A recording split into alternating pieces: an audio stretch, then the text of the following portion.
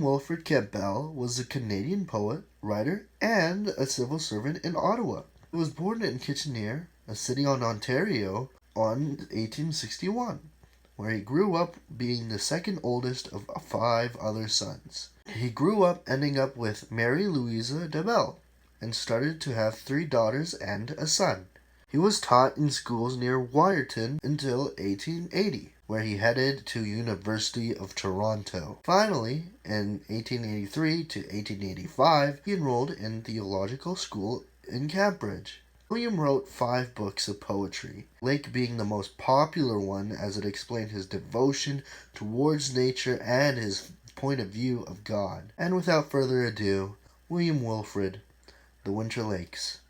Out in a world of death far to the northward lying, under the sun and the moon, under the dusk and the day, under the glimmer of stars and the purple sunsets dying, wan of wastes and white stretch the great lakes away. Never a bud of spring, never a laugh of summer, never a dream of love, never a song of bird, but only the silence and white, the shores that grow chiller and dumber. Wherever the ice winds sob and the graves of winter are heard, crags that are black and wet out of the grey lake looming, under the sunset's flush and the pallid faint glimmer of dawn, shadowy ghost-like shores where midnight surfs are booming, thunders of wintry woe over the spaces wan, lands that loom like spectres, whited regions of winter, wastes of desolate woods, deserts of water and shore, world of winter and death within these regions who enter. Lost to summer and life, go to return no more. Moons that glimmer above, waters that lie white under. Miles and miles of lakes far out under the night. Foaming crests of waves,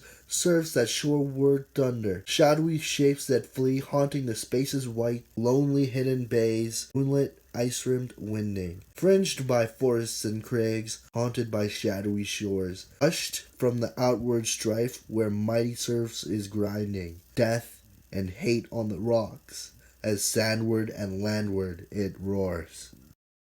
William Wilfrid captures the essence about Canadian landscapes as it explains to the readers that Canada isn't for the people who are used to summer. Instead, it shows the beauty of winter. The message shows that Canadians should consider the beauty of Canada and mysteries of the land. Near the start, wan of wastes and white stretch the Great Lakes away. Shows that Canada hasn't been fully explored to its potential yet, and there's still more sights to see. The theme is isolation and solitude, as winter is a clear symbol of people leaving, as one of the lines, lost to summer and life, go to return no more, could mean that the visitors go back to their homes when the cold strikes hit in Canada. My response to the poem is, it aged well, since Canada still has their harsh winters. To me, the poem indirectly states that if you live in Canada, be prepared for the cold. The winter is still your friend, but it still doesn't go along with everything.